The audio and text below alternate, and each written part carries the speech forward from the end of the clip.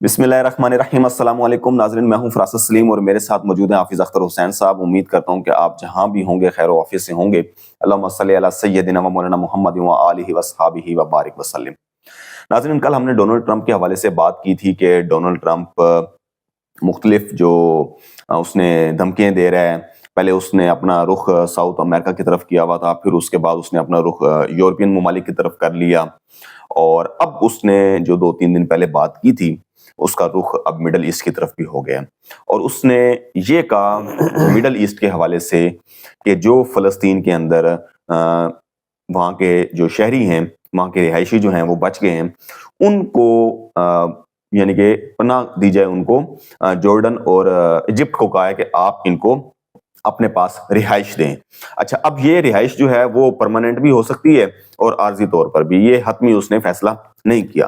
اب اس کا جواب جو ہے اختر صاحب وہ تو بڑا سخت آیا کہ انہوں نے انکار کر دیا، جارڈن نے بھی اور ایجپٹ نے بھی۔ اچھا، جارڈن کے غالباً اس نے جو اہلکار ہیں وزیر اعظم، ان سے ٹیلی فون پر اس نے گفتگو کی ہے۔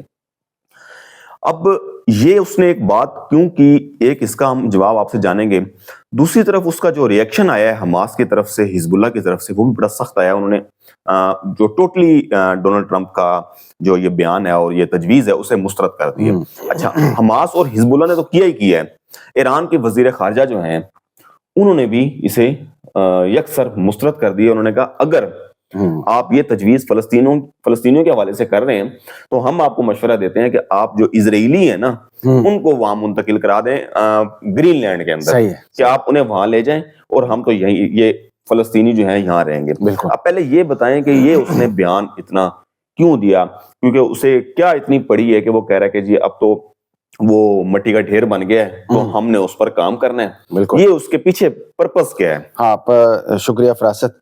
پرپز یہ ہے کہ انہوں نے ایتھنک کلینزنگ شروع کر دی، انہوں نے نسل کشی جس کو آپ کہتے ہیں، جینوسائیڈ بھی آپ کہتے ہیں، تو یہ ہے ان کا طریقہ واردات۔ آپ نے خود دیکھا ہے کہ یعنی جب سے اسرائیل کا قیام عمل میں لایا ہے، اور اسرائیل کا جو قیام عمل میں جس طاقت نے سب سے زیادہ اس میں رول پلے کیا ہے وہ ہے برطانیہ۔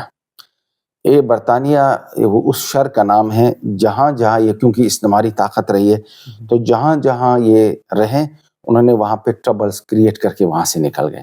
آپ دیکھ لیں ہمارے سب کانٹیننٹ کو، یہاں کشمیر کا وہ ایک سمجھ لے انہوں نے ایک سلگتی ہوئی ہے نا، وہ کہتے ہیں نا، وہ ایک چنگاری انہوں نے چھوڑ دیا اور وہاں سے نکل گئے۔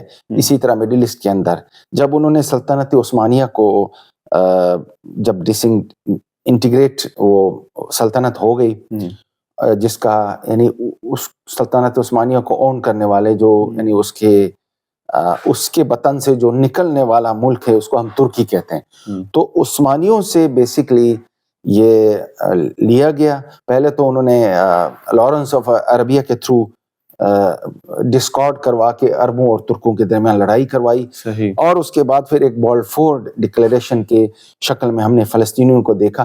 تو وہاں سے یہ کلینزنگ، ایتھنک کلینزنگ جو ہے وہ وہاں سے شروعات ہوئی اس کی۔ صحیح۔ تو ٹرمپ کوئی نئی بات نہیں کر رہا ہے۔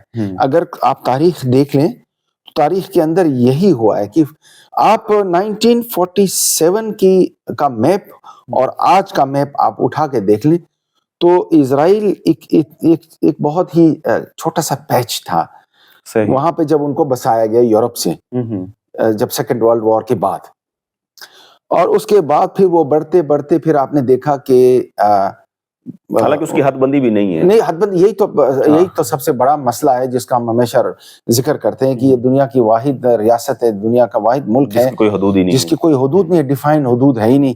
اس کے بعد پھر 67 کی جنگ اور 74 کی جنگ میں وہ پھر آ کے پھر 79 میں ایک ایگریمنٹ سائن ہوا تھا ایجپٹ کے ساتھ جس کو ہم کہتے ہیں کیمپ ڈیوڈ، اور اس کے بعد پھر بہت سارا علاقہ انہوں نے دے دیا ان کو، اسرائیلیوں کو دے دیا، اور اس کے بعد پھر وہ کلینزنگ تو اسی دن سے آج تک شروع ہے۔ آج فرق یہ ہے کہ کیونکہ غزہ کو بارود کا ڈھیر بنایا گیا، اب اس لیے ٹرمپ ایک موقع دیکھ رہا ہے کہ زائنسٹ سے وہ بالکل ان کے جب تک وہ اشارہ نہ کرے آپ کے کوئی نہ کوئی پریزیڈنٹ بن سکتا ہے نہ کچھ، تو اب وہ یہ کہہ رہے ہیں کہ کیونکہ اب یہ ناقابل رہائش ہے, یہاں کچھ بھی نہیں ہے, تو یہ اب اس کو 10 سال لگیں گے.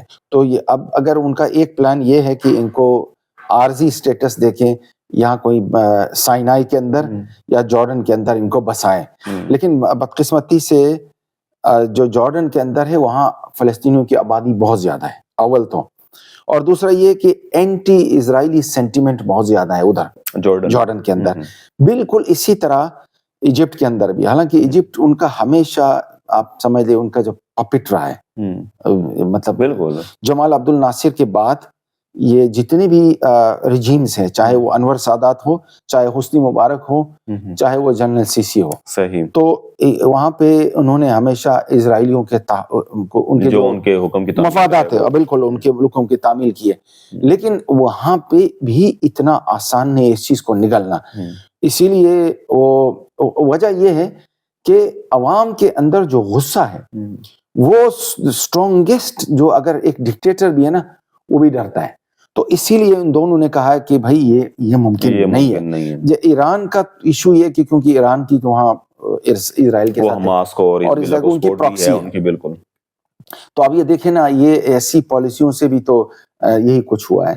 مطلب اگر آج مڈل ایسٹ جل رہا ہے تو اس میں پھر ظاہر ہے کہ یہ پراکسیز کا بھی بڑا ہاتھ ہے. اچھا, اب دوسرا میرے ذہن میں تو یہ سوال پیدا ہو رہا ہے کہ ڈونلڈ ٹرمپ ایک طرح سے یہ تو اسرائیلیوں کی جو ہے وہ مدد کر رہا ہے یہ کہہ کر کہ بھائی کسی طریقے سے فلسطینی جو یہاں سے شفٹ ہو جائیں گے جب, تو علاقہ ہمارے کنٹرول میں آ جائے گا اور پھر اسے اس کی تعمیر و مرمت کے نام پر جو ہے وہاں قابض ہو سکتا ہے اسرائیل. پھر کیا کوئی کسی کا کر لے گا؟ نہیں, تو یہی وجہ ہے کہ حماس اور حزب اللہ جو ہے وہ سخت ریسپانس دے رہے ہیں. ایگزیکٹلی وہ اصل میں اس نے اپنا روڈ میپ دے دیا.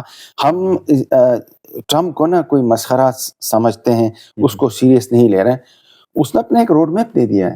انہوں نے کہا کہ آپ نے یہ کرنا ہے. کولمبیا والی کل ہم نے بالکل کولمبیا کی بات کی, ہم نے گرین لینڈ کی بات کی, بالکل پاناما کا ذکر کر رہے تھے. پاناما جو ہے وہ مارکو روبیو وہاں جا رہے ہیں. ایشو یہ ہے کہ انہوں نے جو اشارہ, اب پرابلم یہ ہے کہ ان کے پاس بھی کوئی آپشن نہیں ہے. اگر انہوں نے امداد روکی, آپ نے دیکھا کہ کس کی امداد انہوں نے نہیں روکی, صرف وہ اسرائیل کی اور ایجپٹ کی امداد نہیں روکی, باقی سب کی امداد روک دی ہے. سب کی امداد روکی, جس کو یو ایس ایڈ کہتے ہیں. اب یو ایس ایڈ میں ہم بھی آتے ہیں, ہم بھی پاکستانی اور دنیا کی, اور ملٹری ایڈ بھی بند ہو گئی ہے. ملٹری ایڈ بھی بند, پروجیکٹس علیحدہ ہیں. ایگزیکٹلی, پروجیکٹس علیحدہ. اب انہوں نے حکم دیا ہے, اب جو عرب ممالک ہیں وہ تو آپ کو پتہ ہے کہ پپٹس ہیں. مطلب آپ صرف سعودی عرب اور اس کو نکال لیں یو اے کو, کیونکہ ان کا جو سسٹم ہے وہ بالکل الگ ہے. ٹھیک ہو گیا, وہاں پہ کوئی ایسی بے چینی نہیں ہے, کیونکہ انہوں نے اپنے عوام کو مطلب ایک طرح سے ایک ان کو خوش رکھا ہے. یہ جو دونوں اسٹیٹس کے آپ ذکر کر رہے ہیں, یہاں آتش فشان ہے, جس کو نا والکانو ہے. اچانک اگر ایرپٹ ہو جائے تو پھر پورا مڈل ایسٹ جو ہے وہ اس کو مطلب اس کی لپیٹ میں آ سکتا ہے. اب پرابلم یہ ہے کہ اگر یہ نہ کریں گے تو بھی یہ پھنس گئے, اور اگر ہاں کریں گے تو بھی پھنسیں گے. ایک اور اس کا ایک آپشن مارکیٹ میں فلوٹ ہو رہا ہے, کیونکہ سیریا کے اندر رجیم چینج کروا دیا ہے القاعدہ کے ذریعے.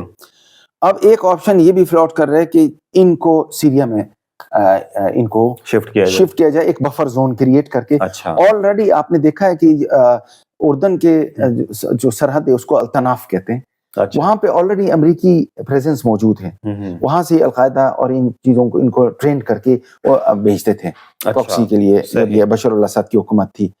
تو ایک مارکیٹ میں یہ بھی آئیڈیا فلوٹ ہو رہا ہے کہ ٹھیک ہے, اگر یہ دونوں نہیں مان رہے, یعنی کہ ایجپٹ اور جارڈن اگر نہیں مان رہے, تو پھر ان کو سیریا کے اندر لیا ہے. یہ ہے کہ ہم نے اس کو سیریا میں ویسے ان کی حکومت, سیریا میں اب ان کی فرینڈلی حکومت ہو گئی ہے, ان کو سارا سسٹم انہوں نے ختم کر دیا, ایران کو بھی وہاں سے بھگا دیا انہوں نے. اب ان کے صرف انفلوئنس کے اندر ہے. دوسرا یہ ہے کہ گولان ہائٹس بھی انہوں نے لے لی ہے اسرائیلیوں نے, اب ان کے لیے آسان ہوگا. تو یہ ایک مارکیٹ میں یہ ہے. اب ہو سکتا ہے کہ کوئی اس کا نکلے. ایران کا جو آپ ذکر کر رہے ہیں اس کا کوئی وہ ویسے ریٹرک ہے, اس کا کوئی نہیں, یعنی کہ کوئی ریئیکشن نہیں دے گا اپنا. اگر نہیں ایران کو تو اب انہوں نے تو سیریا کو کیوں ڈیزارم کر دیا, اگلا نشانہ جو ہے وہ تو ٹارگٹ تو انہوں نے اب ایران ہی آگے. اس سے پہلے ویسٹ بینک ہے. آپ نے ابھی جب ہم بات کریں تو ویسٹ بینک میں تباہی پھیل رہی ہے. اپنا یہ جو اسرائیلی سیٹلرز ہیں صحیح, وہ تو فلسطینیوں کی پراپرٹیز کو آگ لگا رہے ہیں. تو وہ جو ٹو اسٹیٹ سولوشن کی جو بات کرتے ہیں اس کو ہمیشہ کے لیے ختم کرنا چاہیے. اب پھر یہاں پھر عرب ممالک جو ہیں، سعودی عرب کو دیکھ لیں یا ابو ظہبی کو دیکھ لیں، تو یہ کس حد تک ہیلپ کریں گے؟ جو ہماری وہ او آئی سی ہے اسے تو خیر ہم او آئی سی سمجھتے ہیں نا. بالکل بالکل. تو لیکن پھر بھی عرب ممالک کچھ نہ کچھ تو ریئیکشن دیں گے. عرب اگر یہ سختی زیادہ کرتا ہے عرب ممالک کوئی ریئیکشن نہیں دیں گے. اچھا. اس کی وجہ یہ ہے کہ ان کے جو اکنامک مفادات ہیں وہ انٹرٹوائنڈ ہے. جیسے ابھی جب ہم ذکر یہ کر رہے ہیں تو آپ کو اپنے میرے خیال ہے اپنے ناظرین کو ہم نے بتا دیا تھا کہ ڈونلڈ ٹرمپ نے سب سے پہلے ایم بی ایس سے بات کی اور ایم بی ایس نے کہا کہ میں امریکہ کے اندر $6 بلین کی انویسٹمنٹ، اور اس نے کہا جی کہ $1 ٹریلین آپ $1 ٹریلین کر لیں. لیکن آبویسلی وہ کریں گے، کر ہی لیں گے. بیسیکلی ان کے اکنامک مفادات ہیں اور مفادات کی دنیا میں پھر آپ کو پتہ ہے کہ وہاں پہ پھر باقی جو کمزور ہوتے ہیں وہ کچل دیے جاتے ہیں. یہ انسانی تاریخ میں ہمیشہ یہ رہا ہے. تو اس کا مطلب ہے بیچارے فلسطینی جو ہیں وہ پھر جو اپنی آزادی کی جنگ لڑنے کے لیے اتنی کوششیں کر رہے ہیں، بالکل، تو ان کو پھر جس طریقے سے کشمیر کا حال ہے، بالکل چلیں کشمیر تو پھر بھی لڑ رہے ہیں، خیر وہ بھی کنٹرول میں چلا گیا ہے بھارت کے، بالکل. تو فلسطین کا بھی پھر کچھ نہیں ہوتا. آپ کیا سمجھتے ہیں؟ یہ ابھی جیسے امید رہنا چاہیے، نہیں رہنا چاہیے. وہ جو بہترین ایک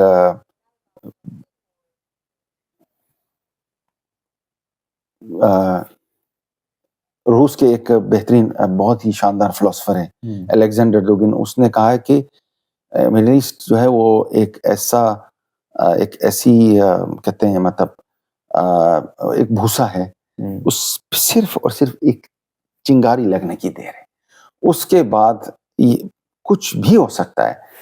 تو اگر وہ لاوا پھٹ گیا، وہ چنگاری اگر اس نے پورے خطے کو خاکستر کر دیا تو پھر تو کچھ بھی نہیں رہے گا، پھر سارے کے سارے. تو اب یہ تاریخ ہے اور مفادات کی دنیا ہے. ہم نے دیکھا ہے ابھی فی الحال جو طاقتور ہے وہ ڈونلڈ ٹرمپ ہے، وہ ابھی وہ کھیل رہے ہیں کیونکہ ڈالر ان کے پاس ہتھیار ہے اور اسی سے وہ دنیا کو سینکشن کرتے ہیں. اور اگر آپ نہیں کریں گے، اگر عرب ممالک نے زیادہ زور دیا تو جو ان کے ایسٹس ہیں ان کے بینکوں میں وہ ٹریلینز میں وہ تو فریز ہو جائیں گے. تو وہ پھر رجیم چینج اور وہ ان کے لیے کوئی مسئلہ نہیں ہے. اچانک اپرائزنگ کروا دی انہوں نے، وہاں پہ کسی کو اساسینیٹ کر دیا، تو یہ ان کا ہمیشہ موٹا سپرائنڈا رہا ہے. تو ابھی فی الحال فلسطینیوں کے لیے ایک ابھی بھی ان کی آزمائش ہے، یعنی کہ جو جنگ بندی ابھی ہوئی ہے سیز فائر، بالکل وہ صرف عارضی ہے. اب وہ اپنے گھر گئے تو وہ تو کچھ بیچارے، وہ تو ان کے ملبے کے ڈھیر بنے ہوئے ہیں، وہ جا رہے ہیں اور بیچارے ان کے گھر ہیں. ہاں ایگزیکٹلی، وہ کہہ رہے ہیں ابھی اسی لیے کہہ رہے ہیں کہ بھائی آپ پھر آپ کو ریلوکیٹ کروا دیتے ہیں اور اس کے بعد پھر، لیکن اس کے بعد ان کو بھیج کر وہ تو پھر خود قابض ہو جائے گا اسرائیل جو ہے. 100% اس کو تو موقع دینا اس نے کہ بھائی آ جائیں. 7 اکتوبر انہوں نے ہونے دیا، بالکل بالکل، یہ 7 اکتوبر انہوں نے ہونے دیا، ان کو پتا تھا اور یہ سارا ان کا کھیل تھا. بالکل. تو اس کی اسکرپٹ ابھی جو انہوں نے لکھی ہے وہ ابھی اس کی اور قسطیں باقی ہے، ابھی اور قسطیں باقی ہیں. ناظرین، اسی طریقے سے ڈونلڈ ٹرمپ نے پوری دنیا کے جو مختلف ممالک ہیں ان کی اس نے امداد جو ہے وہ 90 ڈیز کے لیے جو ہے روک دی ہے، اور 85 ڈیز کے اندر اندر جو مارکو روبیو ہیں وزیر خارجہ ہیں، اور وہ اب ایک فائنل لسٹ جو ہے وہ کریں گے کہ کس ملک کو کس پروجیکٹ کی امداد دینی ہے اور کس کی امداد جو ہے وہ پرماننٹلی بند کرنی ہے. اس کے اندر پاکستان بھی شامل ہے جس کی ملٹری ایڈ جو ہے وہ بھی بند کر دی گئی، اور پاکستان کے اندر ملٹری ایڈ 75-77 سالوں سے جو ہے وہ پاکستان کو مل رہی ہے اور اسی کے اوپر گزارا ہے. تو پاکستان کو ایک لحاظ سے جو ہے وہ مشکل کا سامنا ہوگا. لیکن دوسری طرف ڈونلڈ ٹرمپ نے 2 ممالک ایسے ہیں جس میں اسرائیل شامل ہے اور ایجپٹ شامل ہے جس کی اس نے امداد نہیں روکی. مجھے اور حافظ اختر حسین صاحب کو اجازت دیجیے. اللہ حافظ.